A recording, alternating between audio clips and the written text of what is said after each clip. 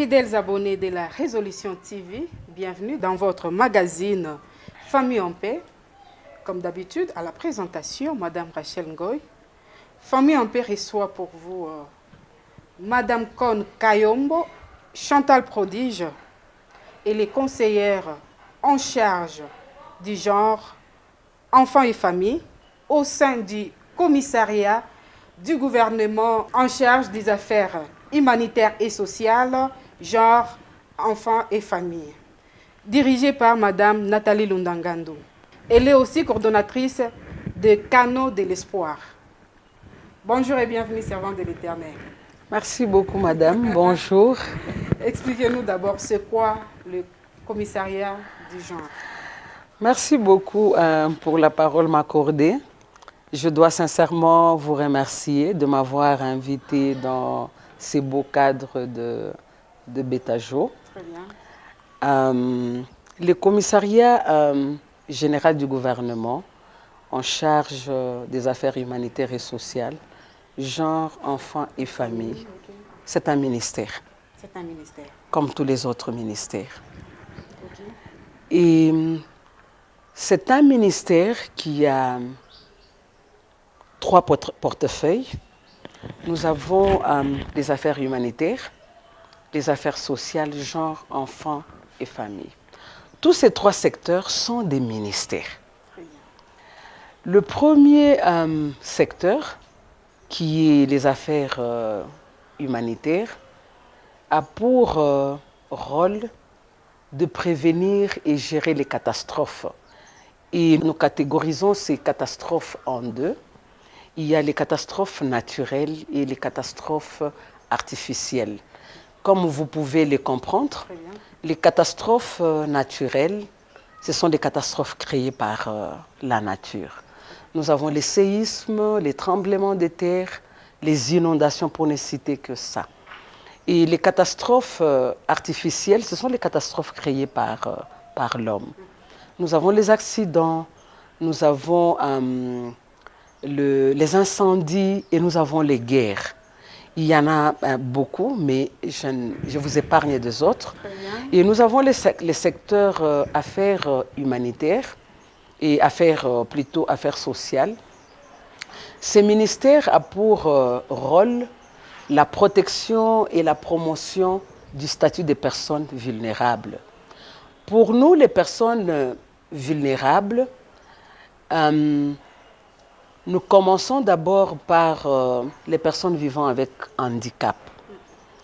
Et ces personnes vivant avec handicap, nous les catégorisons en 7.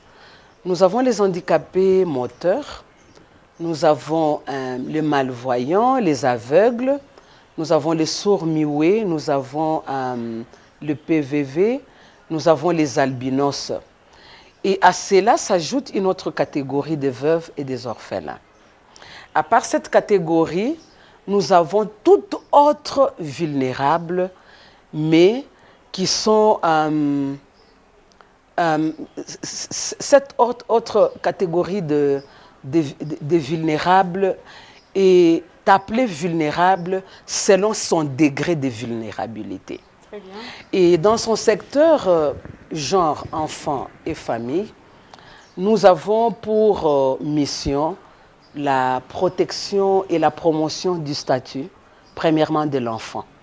Pour nous, l'enfant est vraiment au centre de tout ce que nous faisons, puisque pour le ministère, nous devons protéger l'enfant, puisque c'est celui qui est l'avenir de demain. Et notre deuxième protection se focalise sur la femme et la jeune fille, et puis la famille. Peut-être les hommes vont se sentir lésés de savoir pourquoi on ne les cite pas. Ils sont là. Ils sont là. Okay. Ils sont dans la famille. Mais notre accent se met plus sur l'enfant, la jeune fille et la femme, puisque c'est une catégorie qui subit beaucoup de violences. C'est un peu en gros. Et à part toutes ces missions, je m'excuse, je suis vite allée en besogne. Il y a aussi une autre mission dans les secteurs du genre, c'est l'autonomisation économique ou l'autonomisation dans son ensemble de la femme et la participation politique de la femme. Et dans tous ces secteurs, nous avons aussi un autre rôle de se rassurer que toutes les structures, toutes les parties prenantes qui œuvrent dans notre secteur s'alignent au programme du gouvernement. Et nous avons aussi pour rôle de faire un plaidoyer auprès du gouvernement et auprès des autres partenaires pour l'accompagnement de tout ce que nous faisons comme activité dans notre ministère. C'est un peu en gros ce que vous pouvez retenir du commissariat. Oui, oui, oui. Très bien, Madame Chantal Prodige. Nous allons parler avec vous sur les violences faites à la femme. Violences faites à la femme, bien sûr. Quel état des lieux faites-vous en ce jour? Merci, Madame, pour la parole m'accordée. Je dois vous remercier. Les violences faites à la femme, une problématique qui fait couler de l'encre et de la salive. De la salive, bien sûr.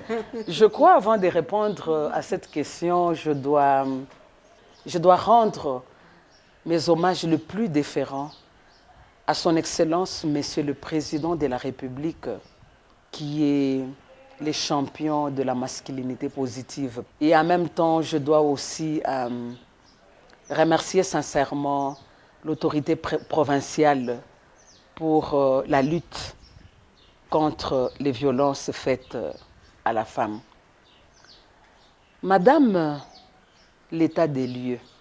La stratégie nationale de lutte contre les violences basées sur le genre, révisée, indique que les violences basées sur le genre sont vraiment énormes, hein?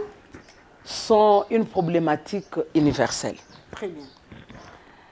L'OMS, l'Organisation mondiale de la santé, estime qu'en 2013, 35% des femmes ont subi des violences, soit physiques, émotionnelles, sexuelles. En 2013. Aujourd'hui, nous sommes en 2022. Et vous devez comprendre avec moi que la République démocratique du Congo est une mosaïque de cultures. Voilà. 400 tribus. Et chaque tribu, la femme n'est pas considérée. Elle est reléguée. Minimisée. Au second plan. Et vous allez comprendre avec moi que la fille et la femme de la République démocratique du Congo est exposée aux violences. Et la province du Lualaba n'est pas épargnée. J'aimerais juste vous retracer quelques statistiques des violences que nous avons enregistrées à notre commissariat. Et ces violences, ces statistiques nous sont amenées aussi des autres structures à prendre beaucoup plus de attachées à notre commissariat. Très bien.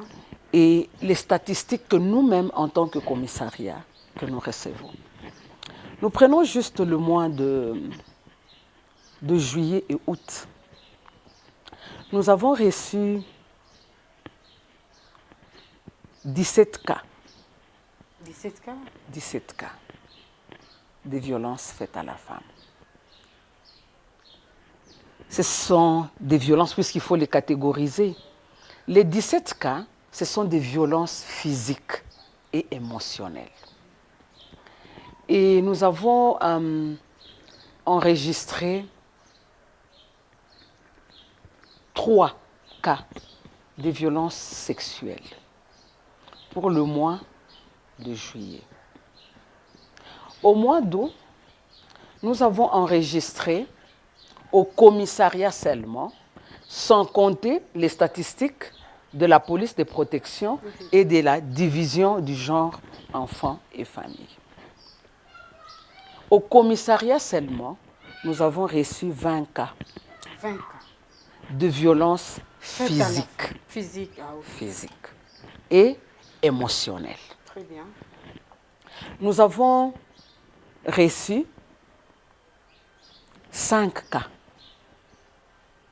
de violences faites à la jeune fille. À la jeune fille, les violences, c'est la négligence, les violences physiques faites à la jeune fille. Et juste les 2 mois. Et vous devez comprendre avec moi que les violences dénoncées sont moins nombreuses que les violences non Non dénoncées. dénoncé. Ça, c'est juste dans le cadre des violences physiques. On ne parle pas de violences professionnelles. Et nous devons quand même louer les efforts du gouvernement en ce qui concerne, que ce soit le gouvernement national ou le gouvernement provincial. Il y a quand même des avancées en ce qui concerne la considération de la femme dans la considération de la femme dans les instances de prise de décision. Vous allez vous-même voir, j'ai loué les efforts du gouvernement national. Au niveau national, nous avons 27% de femmes dans le gouvernement national. C'est déjà de grandes avancées. Déjà, oui, oui. Ouais, c'est des grandes avancées. Et au niveau provincial, nous avons aussi des femmes au gouvernement. Le ministère de l'économie, c'est une femme C'est une femme qui gère, bien sûr. qui gère. Nous avons le genre. Nous avons les secrétariats exécutifs, l'adjointe. C'est une femme. C'est une femme. Il fallait que je commence par l'autorité provinciale. Justement, à la tête de la province. À la tête de la province. Il fallait commencer par là. Oui, au fait, je voulais juste d'abord commencer par les autres structures pour que je chute par la grande structure de la province. Très bien. C'est la femme qui est à la tête et elle gère très bien. Nous avons la mairie, c'est la Dirigée femme. par une femme. C'est dirigé par la femme. Nous avons les communes. Nous avons dans nos 3 communes, nous en avons 2, là où il y a 2 femmes adjointes, la commune de Fungurume et celle de Manika. Il y a 2 femmes adjointes. Alors, dans le cadre professionnel, vous trouvez qu'il y a quand même des avancées. Il y a des avancées. Même s'il y a encore beaucoup de choses à faire, mais il y a quand même des avancées. Parfait. C'est au moins l'état des lieux que je voulais donner en ce qui concerne. Voilà. Madame Chantal, que direz-vous en termes de responsabilité? Ou autrement dit, qui accusez-vous? Merci beaucoup pour c'est une belle question. Au fait, la responsabilité est partagée. Je vais prendre la responsabilité de la société, la responsabilité de l'homme et de la femme.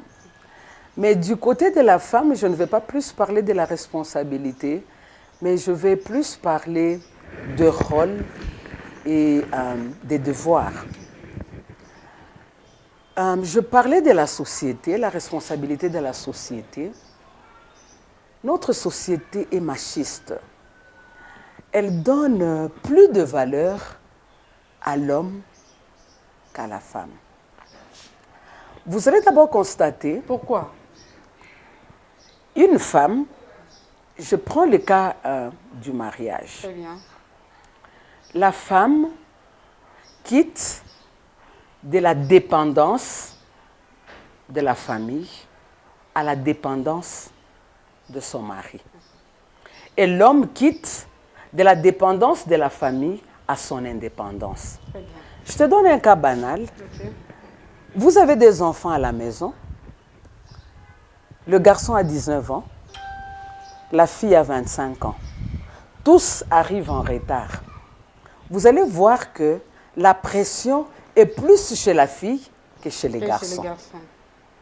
Pourquoi? Dans la société, Là, je crois que c'est l'injustice. Ou dans la famille, il y a de l'injustice. Et c'est une violence aussi. Comment est-ce que l'autre peut rentrer tard et l'autre ne peut pas rentrer tard? Tous, ils étudient. Tous, ils peuvent rentrer tard. Mais juste ce décalage-là des heures pose des problèmes à la fille, mais pas à l'homme. Là, c'est dans la société. Dans la société. Donc, il n'y a plus de valeur qu'on donne. Peut-être les autres diront que non, on donne de la valeur puisqu'on veut la protéger. Mais non, on ne la protège pas. Puisqu'elle est aussi une personne, comme toute autre personne. Elle a aussi droit à s'épanouir et à tous les avantages, madame, comme vous venez de le dire. Tous deux doivent jouir de même droit. Pourquoi les distinguer? Vous voyez un peu que la société impose une conduite à la femme. Du côté de l'homme, comme il a toujours été valorisé dans la société, Très bien. il se croit que tout ce qu'il peut faire est normal. C'est pourquoi j'aimerais un peu exhorter les familles, surtout les femmes, puisque c'est nous qui sommes éducatrices. Nous devons savoir comment est-ce que nous éduquons nos enfants. Au fait, la lutte ou la protection de la femme commence déjà dans les familles où nous venons. Comment est-ce que nous traitons nos enfants garçons et comment est-ce que nous traitons nos enfants filles? Vous allez même voir la façon de payer les jouets à nos enfants est différent.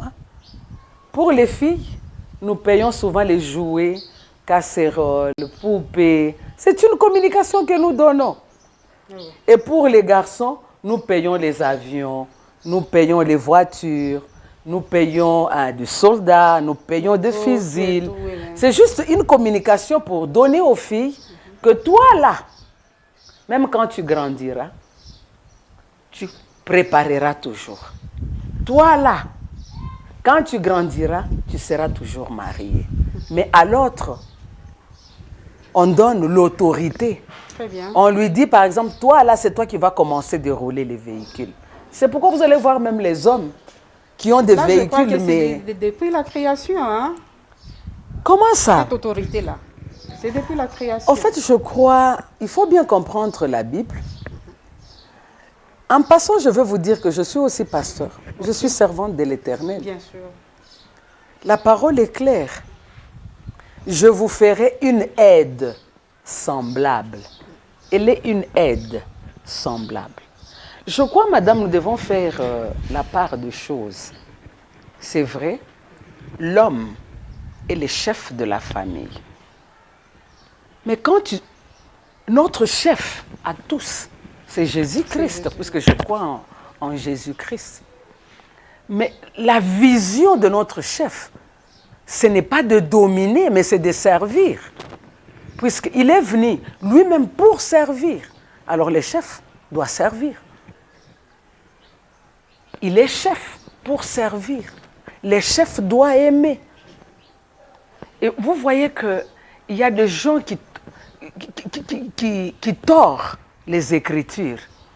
Quand on vous dit que vous êtes chef, vous n'êtes pas là pour torturer. Pour intimider aussi. Pour intimider, pour violenter. Mais vous êtes là pour aimer. Celui qui aime ne peut pas violenter. Celui qui aime sert. Celui qui aime veut à ce que celui qui est à son entourage puisse jouir de certains avantages. C'est ça le vrai chef. C'est ça le vrai leader.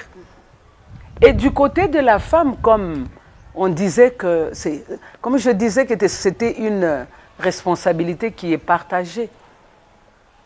La femme doit prendre en main sa vie. Elle doit dénoncer toute violence qu'elle subit. Puisque si elle n'arrive pas à dénoncer, elle devient elle-même complice de ces violences-là. Combien de femmes sont mortes il n'y a pas longtemps? Combien de femmes sont mortes à cause des violences?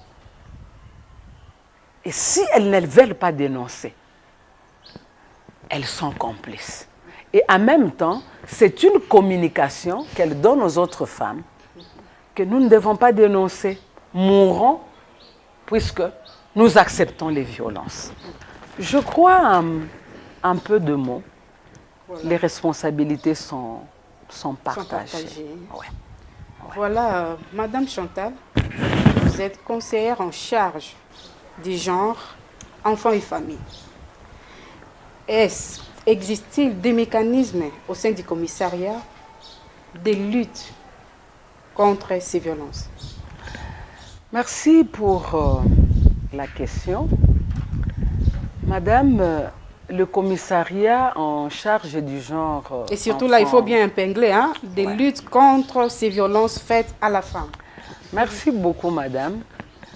Le commissariat général en charge du genre enfants et famille a pour mission la protection et la promotion du statut, premièrement de l'enfant, de la jeune fille et de la femme et de la famille.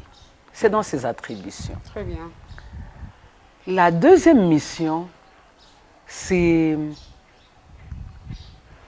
l'autonomisation de la femme.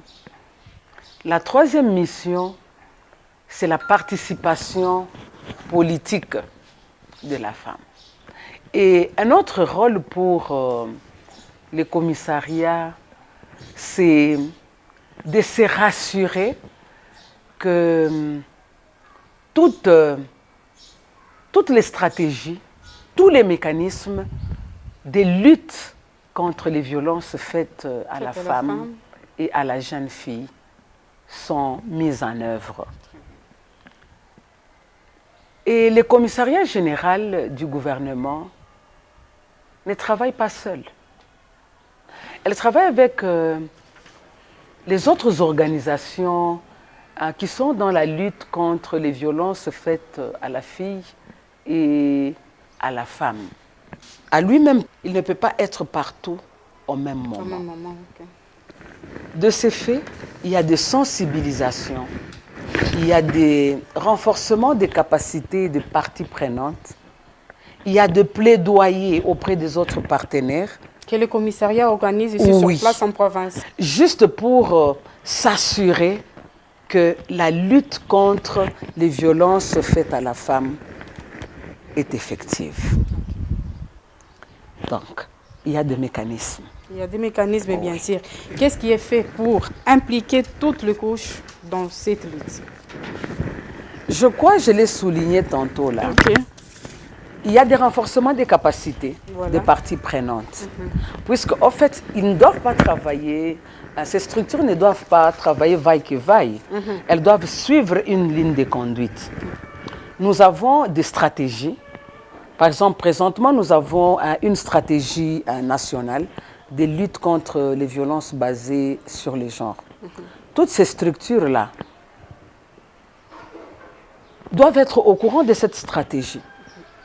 Alors, nous les appelons pour qu'elles puissent connaître. Notre rôle, c'est de vulgariser aussi ces instruments juridiques, puisqu'il y en a. Il y en a, nous avons plusieurs instruments juridiques, que ce soit national, international. Et en tant que commissariat en charge du genre enfants et familles, ces structures-là doivent connaître qu'est-ce que ces instruments, qu'est-ce qu'il faut faire avec ces instruments et comment les utiliser. Donc nous avons aussi ces rôles-là d'approcher les structures, comme nous ne pouvons pas être partout et au même moment. Il y a des structures aussi qui le font, mais nous, en tant que commissariat, nous donnons la ligne de conduite et nous nous rassurons que ces structures sont vraiment à la hauteur de tout ce que nous leur demandons. Vraiment, en tout cas, c'est très important et merci pour votre intervention. Madame Chantal, Que répondez-vous aux langues qui estiment que ces violences sont le résultat de la modernité? Je crois que je ne suis pas d'avis avec ces langues. Que dirons-nous d'une fillette de 2 ans qui est violentée? Est-ce qu'il y a un problème de mœurs? Il y a un problème de modernité? Que dirons-nous d'une fille de 10 ans qui quitte l'école et qui est kidnappée et violentée à mort? Est-ce que c'est un problème de mœurs, de modernité? Donc, ce n'est pas la raison. Que dirons-nous d'une vieille femme de 80 ans violentée dans sa propre maison par les inciviques? Je crois que je ne suis pas d'avis. Depuis longtemps, les violences existent. Je crois que c'est un problème de méchanceté. C'est un problème de manque d'amour. C'est un problème d'orgueil masculin qui fait que ce genre de choses puissent être constatés parmi nous. C'est vrai, il y a aussi des femmes qui violentent les autres femmes. Par exemple, au moment de deuil, tu vas voir que ce sont les femmes qui violentent les autres femmes. Tu vas voir, par exemple, au moment des divorces, ce sont les femmes qui violentent les autres femmes. Vraiment. Mais je crois que je m'inscris en faux. Ce n'est pas un problème de modernité, c'est juste un problème de cœur. Un problème de manque d'amour. C'est pourquoi je vais profiter de cette occasion. Très bien, allez-y. Pour peut-être vous choquer, mais en même temps vous révéler de quelque chose. Nous devons comprendre que toutes ces personnes-là qui font des violences ou qui violentent les autres, eux-mêmes ont connu des violences. Tous ces gens-là ont connu des violences malheureuses. C'est pourquoi nous devons faire attention à la façon dont nous faisons grandir nos enfants. Beaucoup de criminels qui sont en prison, si vous demandez leur histoire, ce sont des gens qui ont connu des violences. Mais ils se retrouvent en prison. Ils se retrouvent en prison. Nous ne pouvons pas les condamner, mais ça vient de quelque part. C'est pourquoi nous devons faire attention à tout ce que nous faisons, que ce soit par nos proches, que ce soit à nos enfants, à nos proches. Nous devons vraiment faire très attention. Les violences ne sont pas de bonnes choses. Je crois, madame. Voilà, en tout cas, Je peux vous répondre à cette question. Peut-être je pourrais dire que les femmes doivent prendre à main leur vie. Très bien. Elles doivent être les premières actrices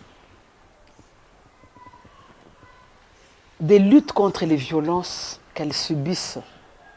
Elles doivent arriver à dénoncer. Voilà. Nous avons été choqués. Il n'y a même pas une semaine. On nous amène une fille tabassée. Tous les cheveux partis. Oui. Tous les cheveux partis. L'œil parti. Oh là là. On se précipite pour l'amener à l'hôpital. On a mis des policiers à sa garde. On s'est dit que dès que le monsieur viendra, on va l'arrêter. Mais la fille fait un texto pour envoyer à cet homme-là. Oh là là. Pour lui dire de ne pas passer à l'hôpital, sinon on va l'arrêter. Pour aussi les femmes. Mais il est justement complice, hein? Il faut dénoncer. Arrêter quelqu'un, ce n'est pas la mort. C'est juste une correction. Nous devons dénoncer. À la société, tous, nous devons être acteurs de la lutte contre les violences faites à la femme et à la jeune fille. Nous ne pouvons pas être spectateurs ou un juge pour apprécier ou condamner ce que les autres font. Nous devons tous mettre la main à la pâte, puisque nous ne pouvons pas prétendre avoir une société meilleure et écarter 52% de la population. Anormal. Qui est la femme. C'est anormal. Vous ne pouvez pas prétendre avoir un développement durable et écarter cette catégorie de personnes. Les femmes sont vos mères, elles sont vos filles, elles sont vos belles-sœurs, elles sont vos femmes, elles sont vos grands-mères, elles sont vos tantes. Et sans elles, je vous assure, et je l'ai dit tout haut, il n'y aura point de développement. Si tous nous luttons, nous envisageons une société meilleure. Je crois, Voilà. c'est ce que je peux... En tout cas, merci beaucoup, Madame Prodige Chantal. Là, je considère déjà que c'est déjà votre conclusion. Nous sommes arrivés à la fin de notre émission. Merci de votre réelle attention nous accorder. Restez branchés au programme de la Résolution TV.